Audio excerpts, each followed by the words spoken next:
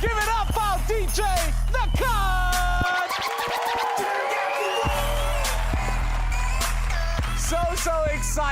So excited. We've got an amazing show in store for you tonight on Larger Than Life. Of course, our guests Danny K and Taryn Louch are backstage and waiting to entertain you.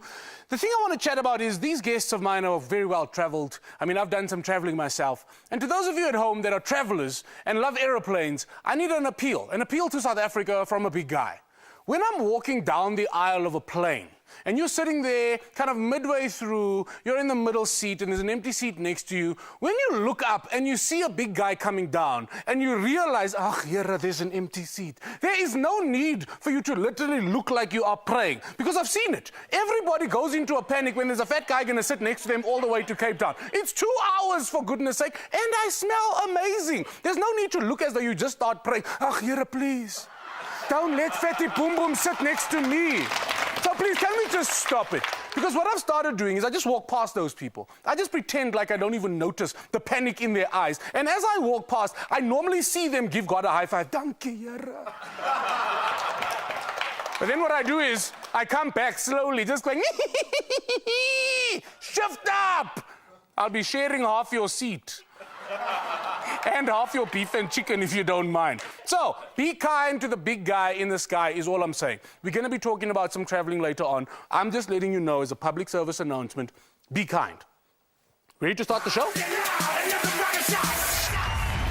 All right, we welcome the unprofessionals today, ladies and gentlemen. We've got comedian Richelieu Bonnoir from Newlands in Durban. A round of applause for Richelieu Bonnoir. Hello.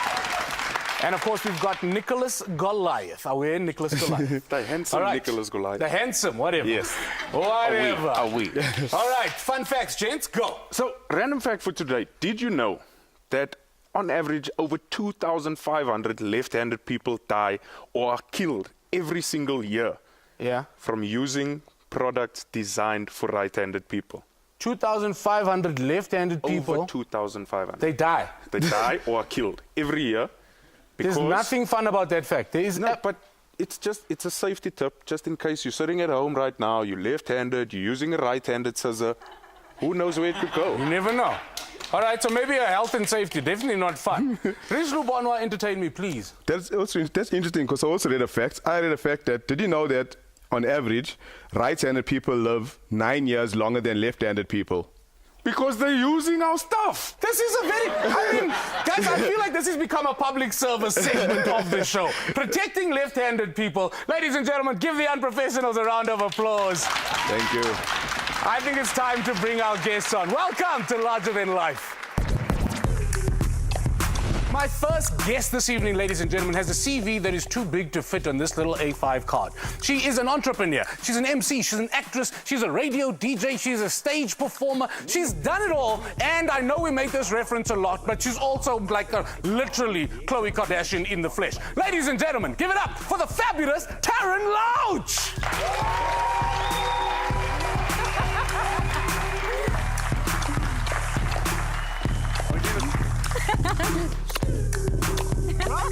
Have a seat. Thank you for having me. Thank you for having me. Cut it. The cut is just here. I have my own DJ, just like waiting for me to give you I love like how you're the boss over here. Look, I'm not really the boss, but I mean, we play it well. I think we play it well to make it look. Ladies and gentlemen, Taryn Louch, give her a round of applause. Welcome to the show. It's so good to be here. You've got your own show. I'm so proud of you. Thank you. Thank you very much. But, I mean, we say that every day, and I feel like people at home, they know. They're like, yeah, we know he's got his show. Can you just stop speaking about? I mean, we are aware Goliath has a show. Talk about other people.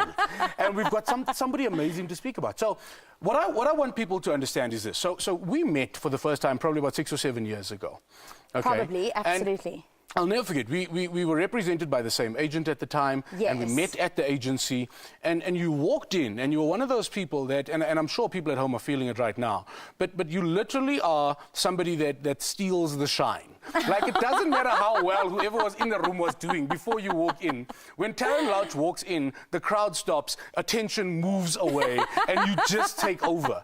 Now, I mean, I think it speaks to the fact that you've got this beautiful presence that is just so attractive and consuming. Is it my blonde hair? It's got to be your blonde hair.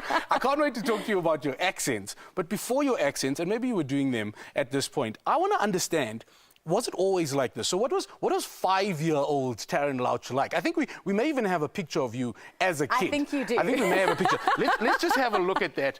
Now, I mean, have you ever seen anything more adorable in your life? I feel like they wanted you to take this picture inside, and you were like, no, the setting isn't right. We need to move outside. I'm all about curation when it comes to pictures, even when I'm 5. Even when you're 5, you're all about, who was that little girl, and what did she see the world like, and what did she dream of? So, you know, when I looked at my baby pictures, obviously, to send through to you, the first thing I thought was not much has changed. No. I mean, I was always ready for a camera picture. I mean, there's one picture of me about to blow out my candles, and I'm like, but wait, this is great selfie lighting. You know, and I'm like ready for a shot. So, were there even selfies in those days? No, but I was already preempting the technology was designed. I knew it was coming. So basically, I think that little girl was this girl with big dreams. I loved the limelight. I loved the stage. I always loved to make people laugh. I used to make my family pay to watch shows of me performing. And obviously, anybody that follows you on social media knows that you are a traveler. Yes, I love to travel. What is so your bio, and I want to read this so I don't get it wrong. So on your bio you call yourself an international citizen, that's obvious, with wanderlust running through your veins. I have to be embarrassing, but I feel like I'm not alone. I feel like you at home, one or two of you also went, wonder what? Wonder who lasts? What is this? Because it's a new thing for me. I've been hearing this word probably for the last couple of months. That's okay. What is wanderlust? What is that? So wanderlust is somebody who's always wanting to travel. It's a lust, it's a desire to actually travel and explore and discover. Okay, so it's not lust like the way we did the commonly used. No, so it's a lust to wander. If you break it up, that's exactly what it is. It's a yearning to travel, to discover uncharted territories, and I think it does pump through some people's veins, including mine. So in your veins, it's this dream of discovering. You wanna discover new things. You wanna experience new cultures, new places, and you just can't get enough. And you have a lust for that experience. Yes, I work to travel. I work because I love what I do, but I work to travel. Now, I feel like your travels have also influenced your work because, Definitely. I mean, you're amazing at accents. I mean, we had a conversation yesterday and you sent me a few voice notes. I played them for my friends last night. I almost I'm going to be charging you after the show. So let's speak because I feel like a lot of people can do accents, but with you, I feel like the whole personality comes through. So it's not just about the articulation, but it's about the imitation and becoming that person. So take us through, how do you do this? Because I need to learn, as a comedian, to be better at doing accents. At accents. Why do you love them? And then, I mean, tell us a few of the accents. Show us. Well, I think one of my favourite pastimes is people watching. Yeah. I think it is the most fun. So you're the stalker at the mall. And eating popcorn. Looking at burgers. But you know, when I'm speaking to someone, and this happens and I've got to be quite conscious of it, is I start talking like them. Okay. Because already I'm practicing how they speak. So, like, if I'm in Australia and everybody goes up at the end, then I start going, hi, Jason, and then I keep going up at the end. You switch from bride to Barbie as well? My name is Marty. If I'm in Sydney. All right. I live in Bondi Beach. I'm really into fitness and wellness. And I love a good smoothie. And what do you do for a living, Marty? I sell kale. You sell kale? Kale. Oh, that's lovely. Yeah, you know the green stuff, kale. I know. They put it in great kale for smoothies, salad. Good anti-aging. Yeah, okay. So that's what I do, and I'm into wellness. I believe that you're also friends with Adele, the singer. Adele, I love Adele. She actually says hello from the other side. She does. I have a feeling that Adele is not really angry with men. She's angry with food. She's hungry. Yeah, if you listen carefully, she literally sometimes goes, hello from the other side. Hello, steak and kidney pie. she's just hungry. She's not angry with men. No, she's starving. And what about, so if she's starving, surely she'd be friends with somebody from the Eastern Bloc there, those sections there. Oh, yes, like exotic dancer Tatiana. Oh, exotic dancer Tatiana. Very different, not to be confused with stripper. What is different, Tatiana? Exotic dancer is more skilled. More skilled? More skilled. In what I show areas? you after show. You show me after show. I show you after show. I mean, we can't wait to see. No camera allowed. No camera allowed. But I tweet about what the problems were. Tell me about. So firstly, I mean, that's a round of applause, ladies. That's just ridiculous. That's just ridiculous. Let me do my favorite. Do your favorite. You know, Jason, you were the first person that ever told me I look like Khloe Kardashian. Doesn't she look like Khloe Kardashian? Look at her. But you really were the first person that ever told me, and thereafter I got followed by paparazzi in Heathrow, London, and I thought, Jason's got a really big connection. I can see things. But you know, that is my like total favorite, like being a Kardashian. It's like the best. I'm going to change my name to Karen and move to Calabasas. It's funny because what Tatiana did for me, Khloe undid immediately. Oh, okay, like I'm great. back to being a normal man now. I'm back. Tell us about your big production. You were nominated for a lady. Yes. So it goes through it. Meze, mirror, and makeup. meze, mirror, and makeup. What does that mean? So meze, yeah, you know, little Greek dishes. I know dishes. Mira, which is the girl's name, but Mira in Greek also means destiny. Okay. And makeup, which you're wearing right now. I was devastated. I'm just moving on immediately because I'm naturally cute like this, ladies. I was devastated that I missed the run. And I know that there's been a lot of demand to bring it back because, I mean, it was well written about. It was nominated for many awards, and I didn't get to see it. So we've got about 30 seconds left.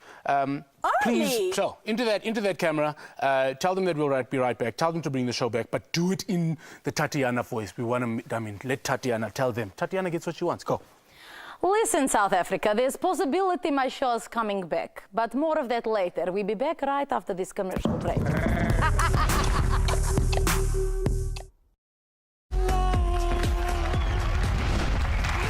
Welcome back, ladies and gentlemen. I'm about to welcome my second guest. He's no stranger to your household. Singer, songwriter, multiple award winner, because sometimes he wins more than one. Ladies and gentlemen, it's Danny K!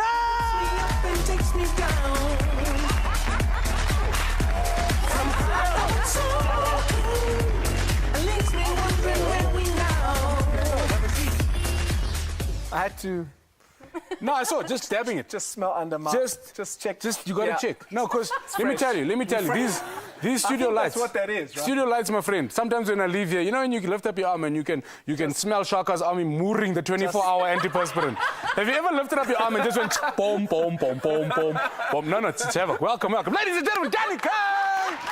Thank you.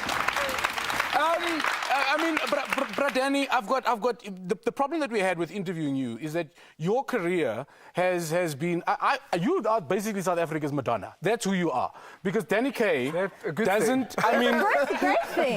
did you choose the name so that it's gonna last forever? It doesn't expire. This guy's always looks like this. Who do you know that before and after children looks like this guy looks now? Got a very good plastic surgeon. Danny, you got to share the numbers. Do you get a discount? You get a bit of a... For you, anything. Thank you. It's been a long time in the business, I must say. It's surreal to think it's been almost 20 years. Almost? So how old are you when you started? Well, I was at university. I had a very different life before I became a musician. Yes. And then You've got a degree you got a business management. Yeah, well, I went to Wits Business School. I did a law degree. I was working at a big investment bank. Yeah. And then I got a record deal. I was 23 at the time. So I've grown up in the homes of South Africans, on TV, on their radio, and I'm very privileged to have been given the laugh at. It was my dream job. I always wanted to do this, you know? So you're born and to that's why I entertain. love it. I still love coming to, the SABC, coming to shows, and congratulations to you, my brother. Thank you for being here. I feel like you truly are a household name to the extent that when people reference you, it's almost like, Danny, come on, Danny. Well, it's funny. People stop me in the streets, and it's like, hey, how's it? And I sometimes have to think, do I actually know this person? Then I realize I don't know them, but I've been in their lives for so long. Like, people are like, They just where you been? Well, like, well, I haven't seen you in a while. And I'm like, sorry, Help them find love in the club. Yeah. Help them find love in the club. That's a throwback. No, but that's and I feel like that's the important part. Is literally you've been with us through different moments and just kept bringing on hit after hit. Thank you. And I mean, I feel like we all assume that your formula in terms of remaining relevant was also the fact that you are, and I don't know if it's your legal background that you studied, but in terms of collaborations, Danny K ain't scared to collaborate. Well, it's funny. I was saying to someone the other day, they were like, you know, what was the significance of my collaborative album with Mendoza, which a lot of, you know, the countries like got very excited about. And it was because back then, it was so, you know, it was a while ago, it was 2005, I think. It was still a big thing to work with artists across the colour line. Now it's so common and the country's changed so much.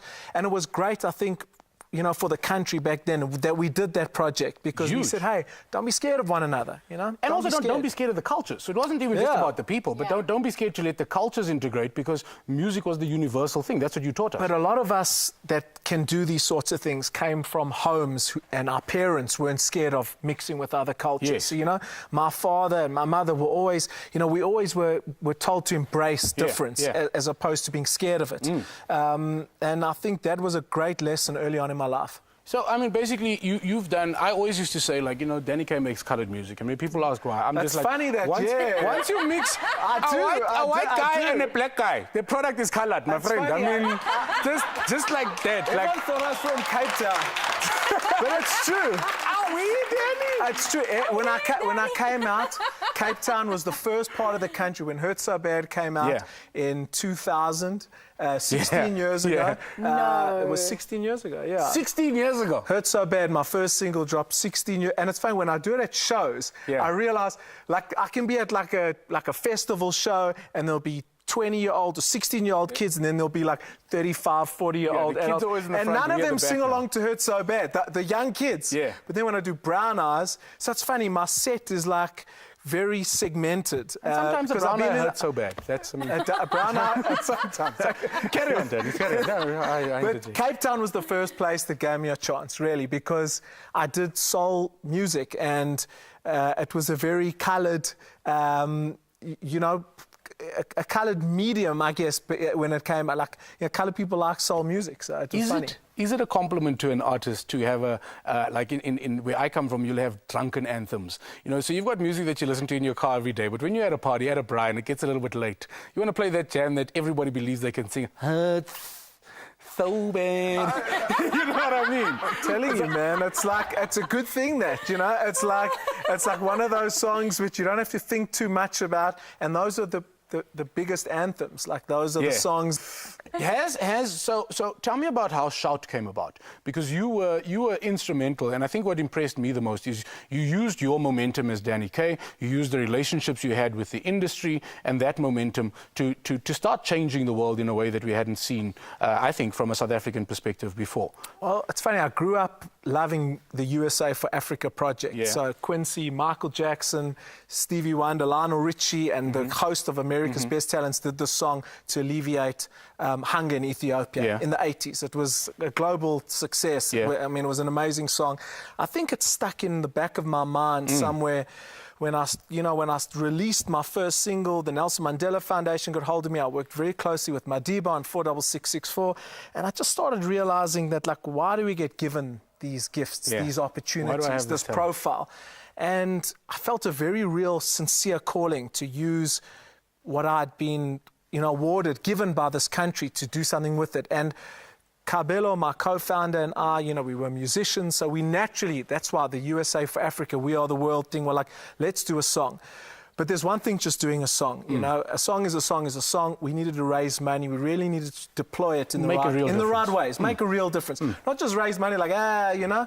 So we started this thing called the Shout Library Project. We build libraries in very, very, like, rural primary schools where the literacy and the numeracy is suffering terribly. Education is the key. Education's the key. And although we fight crime with the money, we are directly fighting crime by giving kids an opportunity to pass matric, get a job, feed their families. That's how you really change the world, you know, from that age. That's a round of applause, ladies and gentlemen. So thank you. We built 8 libraries. We built 8 libraries. They're not cheap. They're like 500,000-600,000 rand a library. You know, they're beautiful buildings. They're really inspirational environments, and we're hoping that kids benefit from them. Let's get a bit of inspiration. We actually have a little bit of the music video that you guys did for Shout.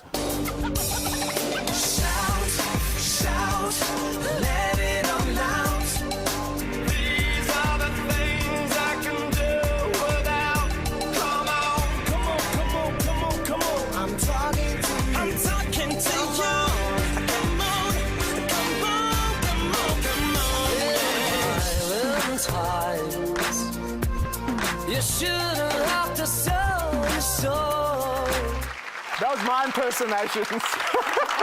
Trying to sing like all the musicians. I feel like they had to talk you out of just not doing everybody's part yourself, because the way you just did it now, like... Well, it was I had to, you know, I produced the song, so I had to really sit with the best of the best. It was very intimidating for me. You don't get intimidated? Well, there were a few, like when Johnny Clegg walked in the studio... Not by artists. No. But I'm saying you can't be intimidated because you married the daughter of the biggest divorce lawyer in South African history. Clearly you are not scared of anything, Danny.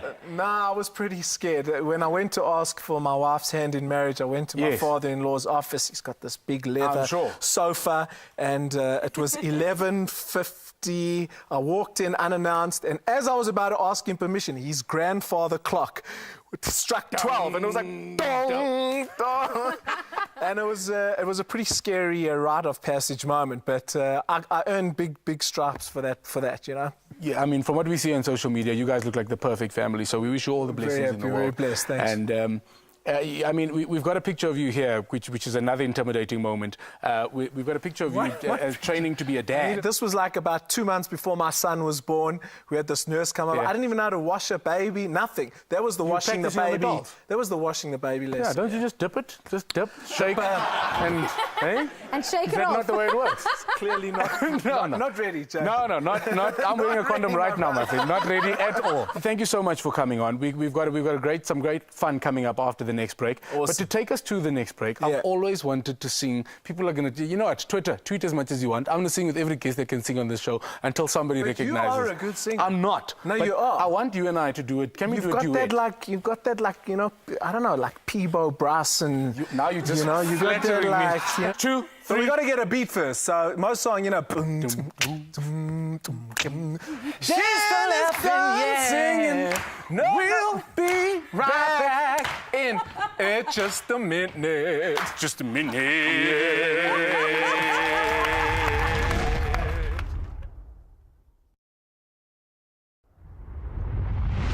Ready?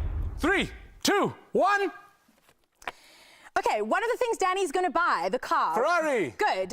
The church in Paris, the famous church. The online website where you can buy a lot of books. Amazon. Yes, good. Okay, the girl who was on Friends with the famous haircut. Phoebe, Monica. No, Monica. her real name. Rachel's real name. Jennifer Aniston. Yes. Okay. Yes. Where Peter Pan lives in. Why did you not know? Always the opposite of always Captain is. Neverland. Yes. Too late. Isn't it Neverland? Neverland. It's Neverland. That's a Michael Jackson Michael lives. Jackson's house, by the way. You see, Fair enough. Are you there, Fair bro? enough. Danny K, are you? Nicholas, do you have the scores? Yes. You guys. Save them.